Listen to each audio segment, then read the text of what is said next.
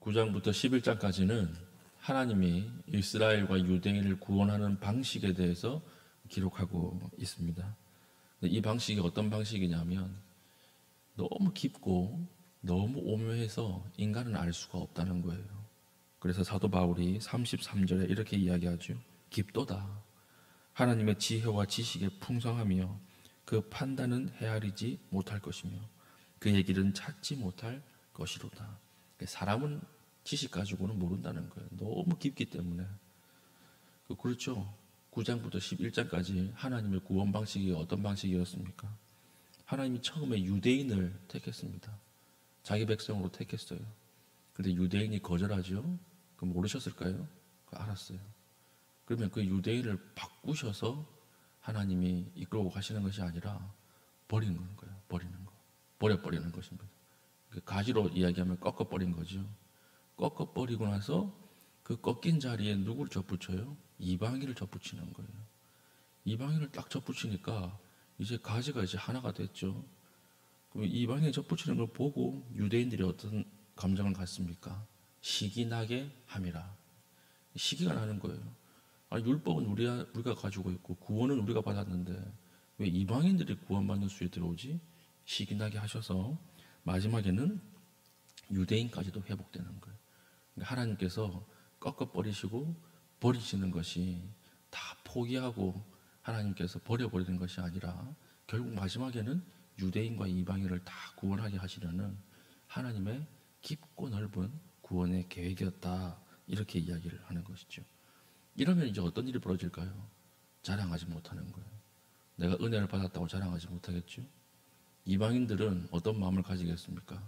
야, 원 가지도 꺾어버리는데 우리도 말씀대로 살지 못하면 꺾이겠다. 이런 생각을 가지겠죠. 그러니까 자기의 구원을 향해서 자랑하지 못하고 오직 은혜. 우리가 구원받은 것은 오직 은혜. 유대인도 마찬가지입니다. 유대인도 한번 버림받고 하나님이 다시 불렀으니까 야, 다시는 죄 지으면 안 되겠다. 은혜구나. 우리 행위가 아니라 구원은 하나님의 은혜구나. 이렇게 생각을 하고 하나님 앞에 나오게 된다라고 하는 것입니다.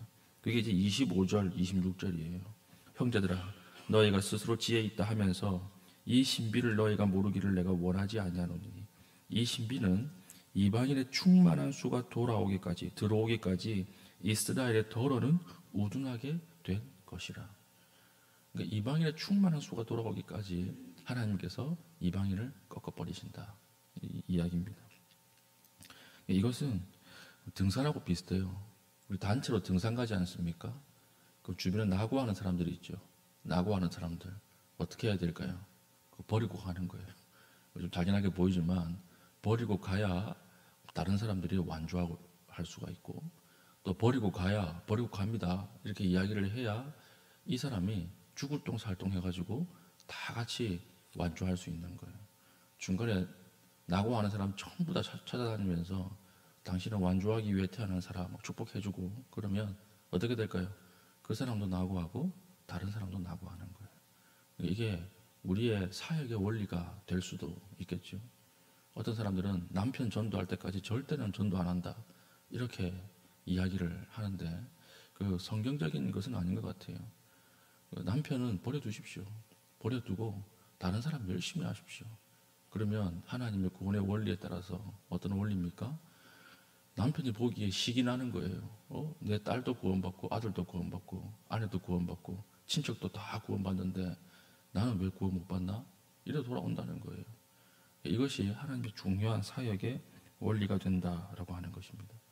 또 한 가지는 어떤 하나님 메시지가 이 안에 있습니까?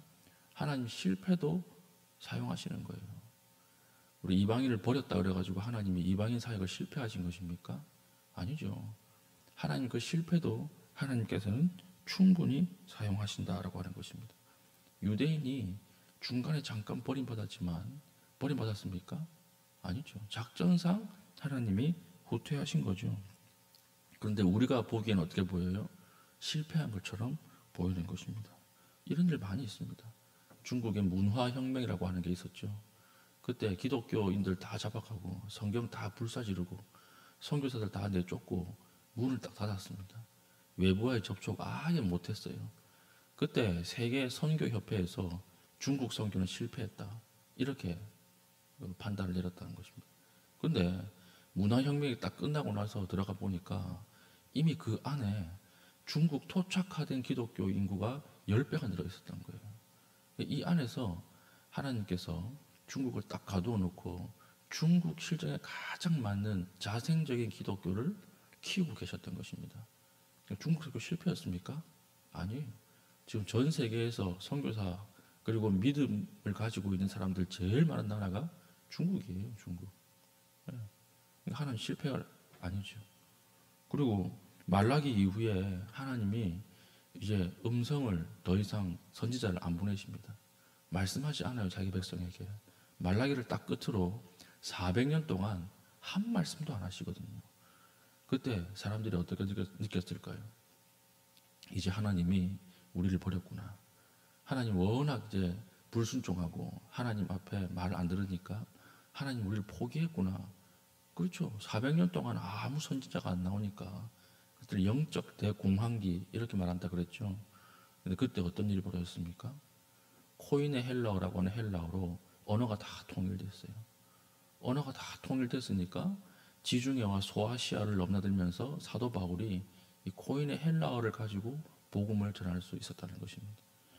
사도 바울이 일본어도 공부하고 영어도 공부하고 독일어 공부하고 이랬으면 그 짧은 시간에 어떻게 그렇게 엄청난 복음 전파가 있었겠습니까? 로마가 그 지역을 다 장악하면서 헬라어라고 하는 언어를 통일해버린 것입니다. 두 번째는 그 400년 동안에 도로가 정비됐어요. 도로가. 1990년대에 미국에 깔려있는 모든 도로가 8만 8천 킬로였어요. 고속도로가. 근데 이 당시 2000년 전에 로마가 깔았던 도로가 몇 킬로일까요? 8만 5천 킬로예요. 사도 바울이 그 도로를 따라서 복음을 전했던 것입니다. 그러니까 지중해 전체에 사도 바울이 그 짧은 생애에 다 복음이 전해진 거예요. 그리고 세 번째는 로마가 그 지중해 일대를 전부 다 장악하니까 지중해 해적이 사라진 거예요. 그래서 사도 바울이 배 타고 1, 2, 3차 여행하지 않습니까? 해적이 득실득실 했으면 못했을 거예요. 아니면 중간에 죽었던지. 근데 로마가 이것을 다 처리하고 해적이 사라진 그 시대를 만들어 두었기 때문에 배를 이용해서 모든 섬까지 다 가서 3차, 4차 전도 여행이 가능했다라고 하는 것입니다. 이때 예수님이 오신 거예요. 때가 참에 하나님의 아들이 이 땅에 오셨다 그랬잖아요. 그러니까 이 400년 동안 하나님이 말씀하지 않은 게 아니에요. 버린 게 아니에요.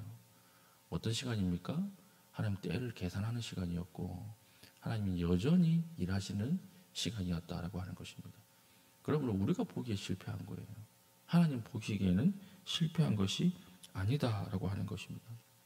그러면 우리가 오늘 기도할 때 가져야 될 시각이 무엇입니까? 시각을 길게 가져야 돼요. 길게 가시는 것이 시험에 들지 않는 것입니다. 단기적 결과에 일희일비하지 마십시오. 단기적 결과에 일희일비하지 말고 우리가 하나님 앞에 무엇으로 살아야 됩니까? 은사와 부르심으로 살아야 돼요. 단기적 결과에 일희일비한다는 말이 단기적 결과만 보면 절망합니다. 단기적 결과만 보면 실패 이렇게 진다 내려버려요. 그러지 말라는 거예요. 하나님의 은사와 부르심을 따라서 살라. 29절이죠. 하나님의 은사와 부르심에는 후회하심이 없느니라. 지금은 내가 실패한 것처럼 보이고 멈춰있는 것처럼 보이지만 하나님이 나를 부르셨다 그러면 그 실패가 아니에요. 여전히 하나님이 일하고 계신다라고 하는 것입니다. 혹시 시험에 떨어졌습니까? 그 실패예요? 아니에요. 하나님이 잘 인도하고 있는 거예요. 그 실패를 통해서 하나님께서 말씀하시고 또 1년 늦게 만나야 할 사람들을 만나게 하신다고요. 그리고 가게가 문을 닫았습니다. 사업에 이렇게 공장을 문을 닫았습니다. 실패인가요? 아니에요. 하나님 다른 길로 인도하시는 길이 열린 거예요. 그러니까 우리가 실패처럼 보이는 것이지 하나님은 그 실패를 사용하셔서 모든 것을 완벽하게 하는 구원을 이루어내신다라고 하는 것이 오늘 로마서 11장 우리에게 주시는 메시지죠. 혹시 미리 우리가 실패라고 사전 진단해서 낙심 가운데 빠진 사람들이 있습니까? 아닙니다. 오늘 하나님 붙들고 기도하는 가운데 우리가 실패처럼 보이는 것이 역전되어서 하나님 앞에 온전함으로 드러나고 우리의 길이 열리는 그런 귀한 축복이 있기를 축복합니다. 아멘. 기도하겠습니다. 기도할 때 하나님의 시각에서 부르심 안에서 후회하심이 없는 하나님 그 사역 안에서 우리를 바라보게 하시고 또 하나님 부르시면 후회가 없다 하셨사오니 하나님 후회 없는 부르심 앞에 기뻐하며 걸어갈 수 있게 하여 주시옵소서. 하나님의 구속이 모든 시간과 모든 공간에서 신실하게 이루어짐을 믿습니다.